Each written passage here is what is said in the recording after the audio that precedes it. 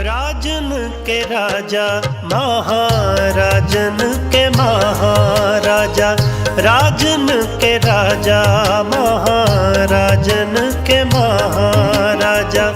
ऐसो राज छोड़ और दूजा कौन त्याये, ऐसो राज छोड़ और दूजा कौन त्याये। राजन के राजा महाराजन के महाराजा, राजन के राजा महाराजन के महाराजा।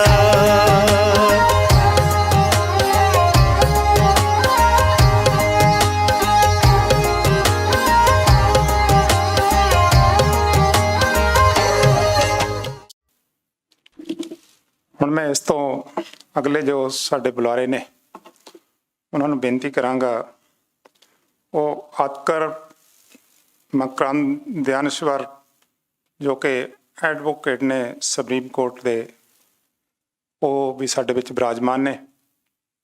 उन्हां बारे जिहड़ी इंट्रोडक्शन है वो सर परविंदर सिंह जी कराउणगे। जिस तरह वकील साहब ने दस्सिया भी ईमानदारी असल च है कि एक किसान जिहड़ा है वो एक बीज बीजदा है, एक बीज बीजदा तो 100 बीज पैदा हो जाते। असी अपने अंदर एक अमल जिहड़े ने वो अंदर पैदा करने आ, वो बीज बीजना ते उहदे दे विचों जिहड़ा निकलूगा ना पैदावार जिहड़ी होएगी, फसल जिहड़ी होएगी, वो ईमान पैदा होऊगा। जेकर असी ये ईमान पैदा कर लिया, साढ़े च ईमानदारी आ गई, तो असी अपने समाज दे विच, अपने परिवार दे विच, अपने देश दे विच एहसास इनू वरता सकते हैं। सो बेनती परविंदर सिंह जी वो इंट्रोडक्शन कराउणगे। धन्यवाद हरपाल जी। अपने साडे नैक्सट स्पीकर ने जी सुप्रीम कोर्ट दे एडवोकेट हैगे ने आतकर मकरंद ध्यानेश्वर। हिंदी च दसणगे जी है। हमारे जो आतकर मकरंद ध्यानेश्वर जी हैं, ये अपना कासमी साहब के आगे दोस्त हैं और इन्होंने आगे बाबा जी के साथ इन्होंने इनके विचार बताए कि बाबा जी के ये विचार हैं। तो ये भी बाबा जी से काफ़ी प्रभावित हुए और ये भी सच खोज अकेडमी से इनके विचारों से हम हमारे साथ जुड़े हैं।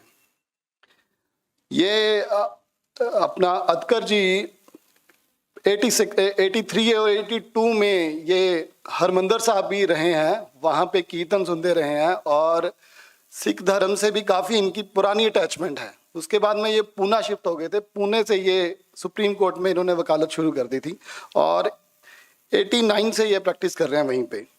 तो इसके बाद में इन्होंने जो धर्म के ऊपर जो काम किया है, ये कंपैरेटिव रिलीजन की स्टडी की है इन्होंने मौलाना जी से मिलके। इन्होंने यूट्यूब के ऊपर भी इनके काफ़ी लेक्चर्स हैं, तो इनके साथ मिलके ये काम करते रहे हैं।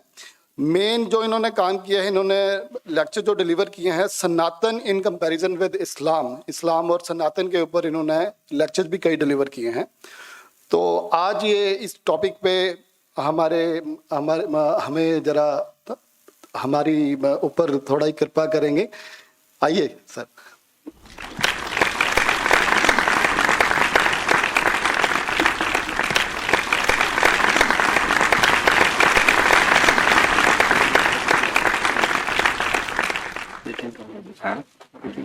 वाहे गुरु जी का खालसा, वाहे गुरु जी की फतेह।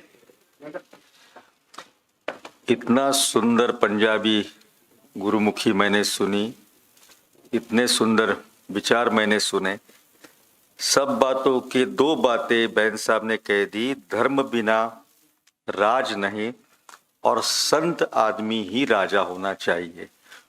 मुझे लगता है बहुत सारे प्रश्न ये दो वाक्यों में ही खत्म हो गए।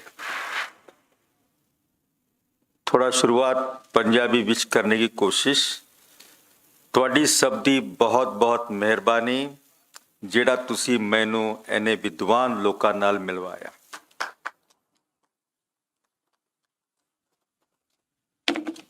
मेरा पंजाबी का कोटा खत्म हो गया।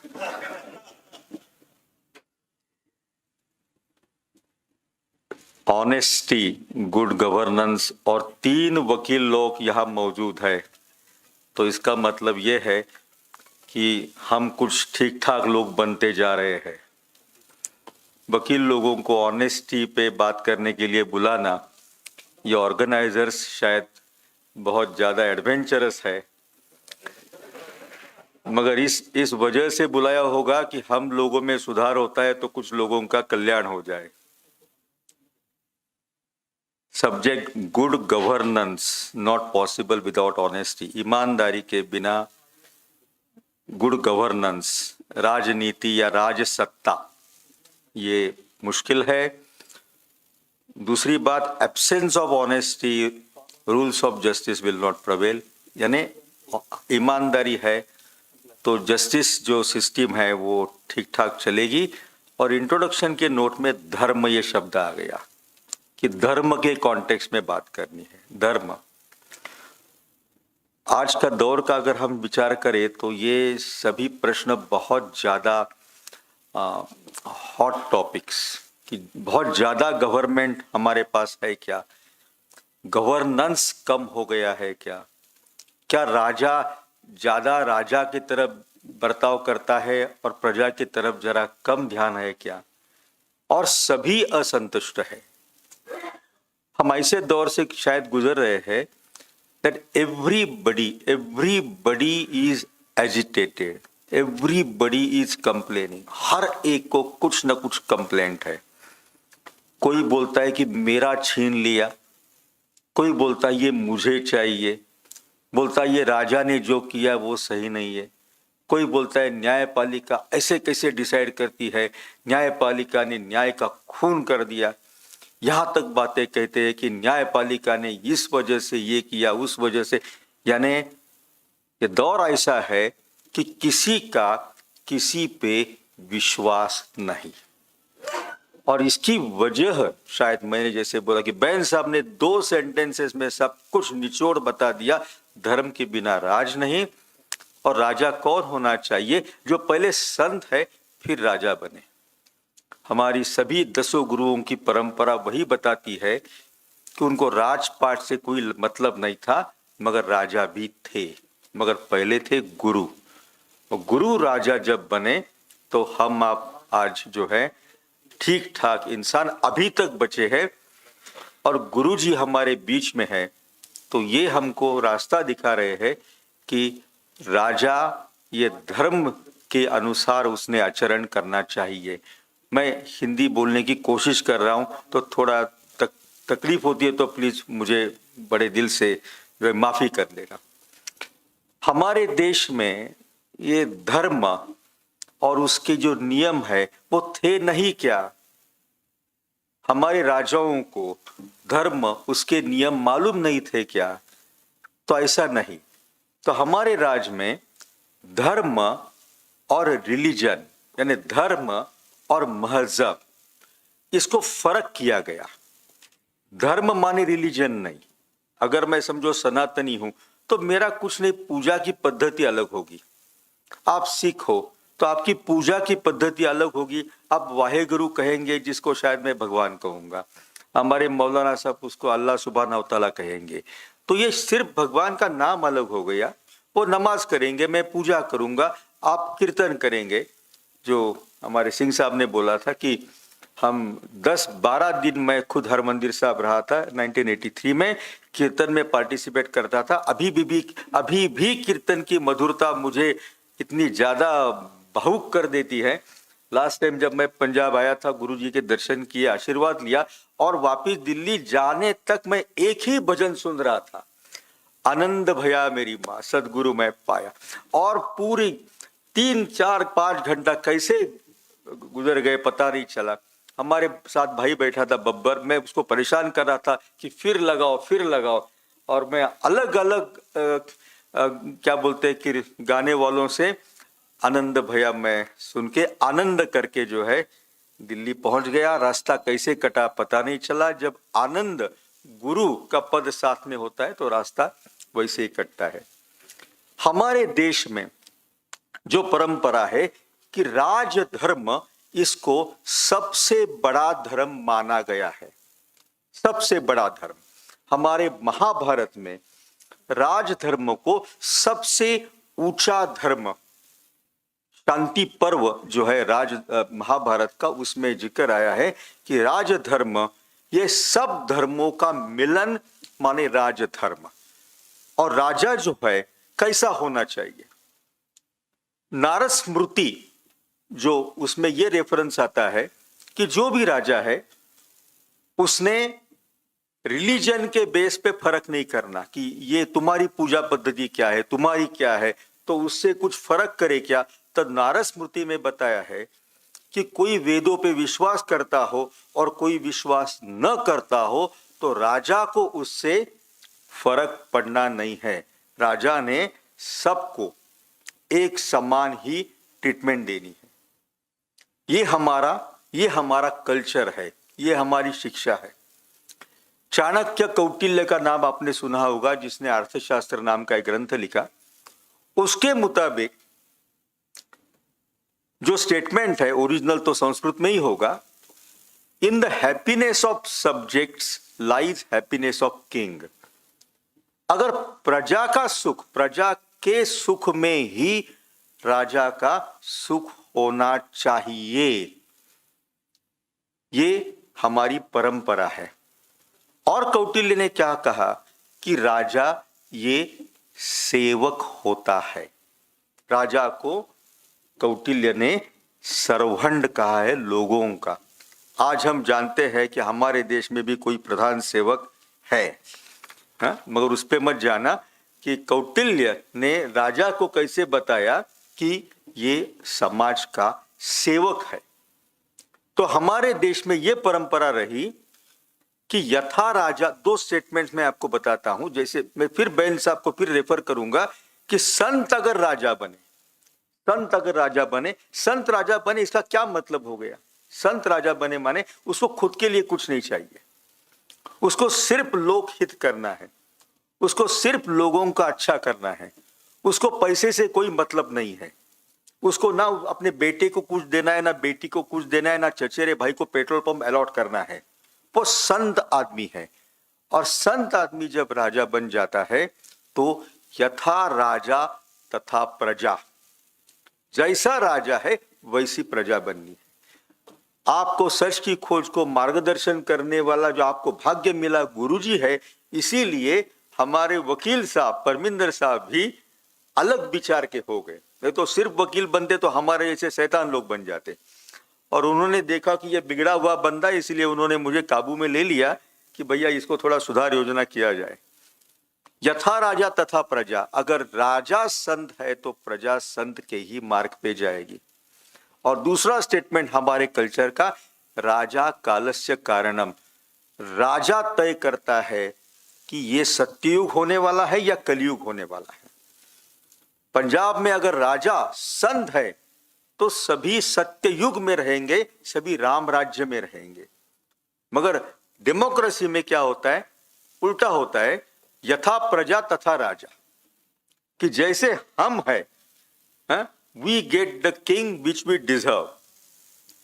हम जैसे है वैसा हमारा राजा होता है। तो हमारा जो धर्म है, हमारी जो मान्यता है, वो हम बदल के चले।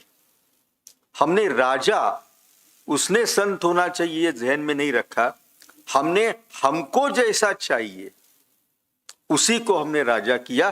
यहां से सब जो है दिक्कत हो गई। तो हमारे देश में राजा को बहुत ज्यादा महत्व दिया गया, राजधर्म को बहुत ज्यादा महत्व दिया गया। और सिंपल बात है, कोई भी छोटा सा परिवार है तो परिवार का मुखिया अगर सुबह 4 बजे उठ के गुरुद्वारा जाता है, सेवा करता है, बच्चे वही देखेंगे।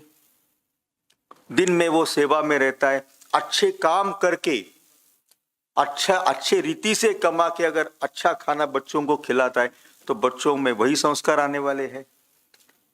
अगर परिवार का पिता या जो कर्ता आदमी है वो गलत तरीके से काम कर रहा है, शाम में उसकी कुछ अलग तरीके से जा रही है, रात को लेट आ रहा है, परिवार को वैसे असर हो जाएगा।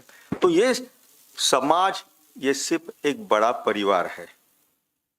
और परिवार का अगर जो नेता है वो अगर संत आदमी हो तो समाज भी उसी दिशा में जाएगा। इसीलिए धर्म बिना राज नहीं, एकदम सही। उसके हम अभी हम बहुत मुश्किल दौर से गुजर रहे हैं और हमको उल्टा जो है जर्नी चालू करना पड़ेगा। धर्म बिना राज नहीं, और राजा जो है वो संत होना 100% जरूरी है। लास्ट बात कहूंगा, मेरा ध्यान है घड़ी पे, परमिंदर साहब मेरे तरफ बार बार देख रहे हैं। तो ये सब राजा को ही जिम्मेदारी दी क्या? तो बेसिक जिम्मेदारी हमारे कल्चर ने राजा को ही दी है। हमारे कल्चर में प्रजा बाद में आती है, पहले राजा कैसा चाहिए। और राजा ऐसा इतना ऊंचा दर्जे का अगर राजा है तो प्रजा उसको फॉलो करेगी। मगर हमारे संस्कृति में, हमारे धर्मशास्त्रों में प्रजा के लिए भी स्ट्रिक्ट नियम डाले हैं। जैसे, और ये हजारों सालों की बात कर रहा हूं मैं, हजारों सालों की। ये आजकल 200, 500, 400 सालों की बात नहीं है। ईशोपनिषद पता नहीं कब लिखा होगा, 5000, 6000, 7000। अभी कोई साइंटिस्ट बोल रहे ऋग्वेद कब लिखा गया? 26,000 साल के पहले ऋग्वेद शायद लिखना चालू हो गया। 26,000 साल। महाभारत का समय किसने निकाला? 8,000 साल पहले। रामायण का समय निकाला 14,000 साल पहले। तो हजारों साल से हमारी जमीन में ये संस्कृति, ये कल्चर, ये नियम है। और ईशोपनिषद आपको बोलता हूं, उसमें श्लोक आता है, ईशावास्यमिदं सर्वम यत्किंचम जगत्याम जगत तेन त्यक्तेन भुंजिता माघृत कास्य स्विद्धनम। भगवान ने सब सृष्टि बनाई, ये भगवान की है, मगर और उसका तुम उपभोग लो, मगर किसी दूसरे की जो चीज है मत छीनो। हम शायद ऐसे दौर में है कि हमको खुद से दूसरे के चीज पे ज्यादा ध्यान रहता है। तो ये जो विजडम है वो हमारे देश का विजडम है, हजारों साल पहले दिया हुआ, मगर दुर्भाग्य से हमने नजरअंदाज किया है। अभी समय आ गया है कि हमको ये चक्र जो है उल्टा घुमाने की पूरी कोशिश करनी चाहिए, अगर हम हमारे बच्चों से सही तरीके से प्यार करते हैं। लास्ट बात कहूंगा,